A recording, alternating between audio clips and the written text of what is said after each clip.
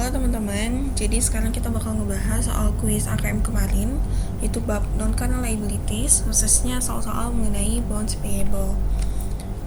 Videonya bakal aku bagi jadi dua part pertama nomor 1-7, dan yang part kedua nomor terakhir yaitu nomor 8. Nah, screenshot yang aku tampilin di video ini itu aku dapat dari buku PAKM karangan Pak Lutfi dan Pak Altaf, dan slide PowerPoint Keso di C3. Jadi teman-teman kalau mau baca selengkapnya bisa baca dari dua referensi ini ya. Oke, masuk soal yang pertama.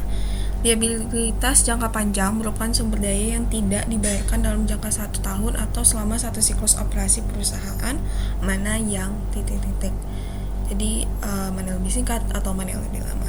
Nah, pengertian dari liabilitas jangka panjang sendiri adalah sumber daya yang diharapkan akan dikeluarkan di masa datang sebagai akibat dari kewajiban yang terjadi saat ini yang tidak dibayarkan dalam jangka waktu 1 tahun atau selama siklus operasi perusahaan, mana yang lebih lama.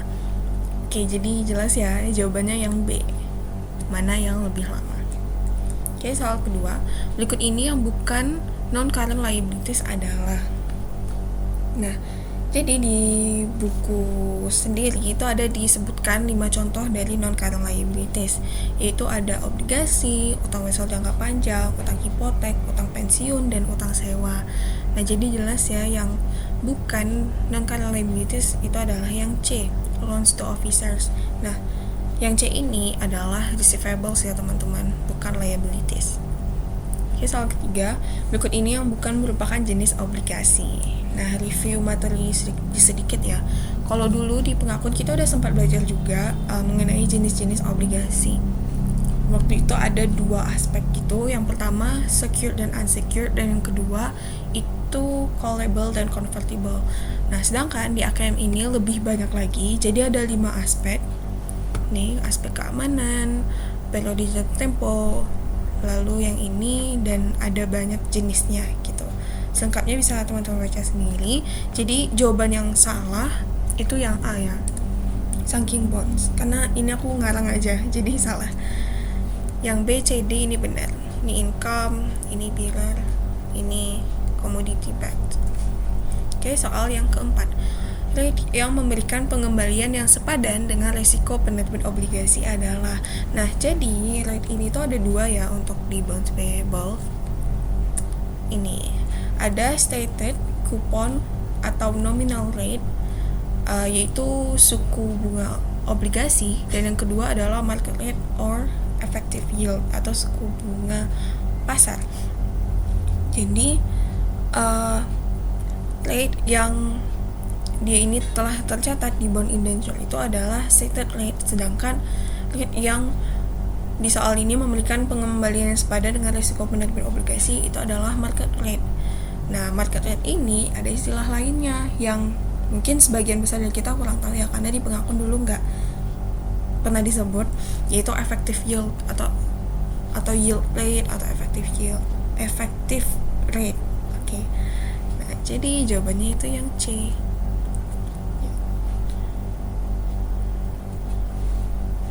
Lalu soal berikutnya, besar bunga yang sebenarnya dibayar ke pemegang obligasi didapat dari perhitungan. Oke, jadi ada nih istilah yang kita harus bisa bedakan. Yang pertama interest paid dan interest expense. Interest paid itu yang ini, jadi berapa sih uang yang dikeluarkan untuk membayar bunga.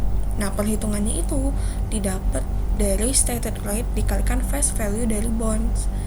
Jadi ini tuh tetap ya selama periode pembayaran bunga itu tetap. Kenapa? Karena stated rate ini kan tetap dan face value itu tetap.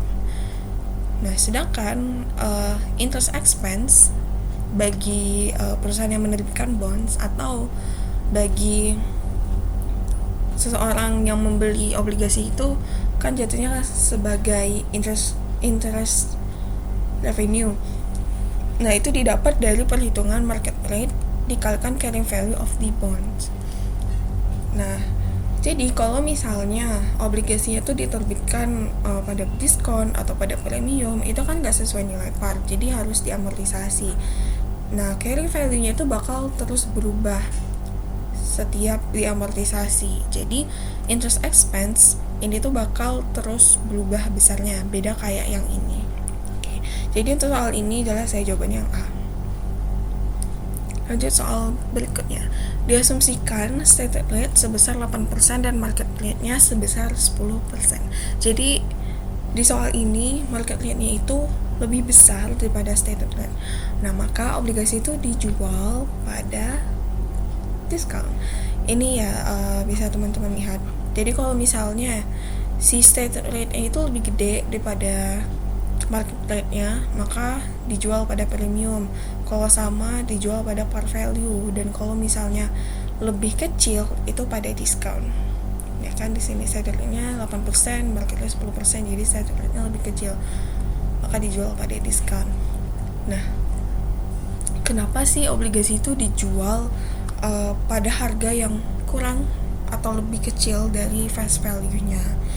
Jadi investor atau orang atau perusahaan yang membeli obligasi itu kepingin rate dari bunganya itu lebih tinggi daripada stated rate-nya, karena investornya ini tuh bisa mendapat tarif yang lebih tinggi, tarif bunga lebih tinggi dengan investasi lainnya yang resikonya itu sama gitu loh dengan obligasi yang ini tuh.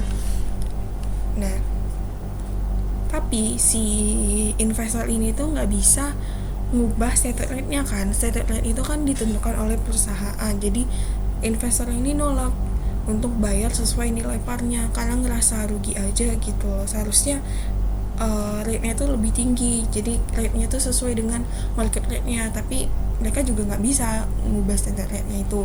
Jadi investor itu mau nih beli kalau misalnya harga jual si obligasinya ini tuh lebih rendah dari nilai parnya, makanya disebut dengan diskon.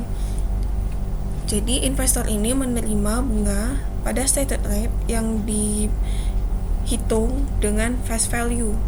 Jadi but they actually earn at an effective rate because they pay less than face value for the bond. Jadi ujung-ujungnya mereka untung juga gitu loh, karena mereka bayar obligasinya, beli obligasinya itu kan di bawah nilai parnya, tapi nanti pada saat pelunasannya mereka dapat pengembalian atau pelunasan dari obligasi itu sama dengan nilai parnya, itu mereka untung. Terus juga saat pembayaran bunga ke investornya ini kan perhitungan interest rate-nya itu kan bukan dilihat dari berapa uang yang mereka bayarkan untuk membeli itu, tapi ngelihat face value-nya. Jadi investor ini juga akan merasa untung gitu. Oke, soal yang ketujuh, soal terakhir di video ini sama sih soalnya, tapi market rate-nya ini lebih rendah daripada stated rate-nya, maka obligasi itu dijual pada premium. Ini jawabannya C. Oke, sekian video kali ini. Terima kasih.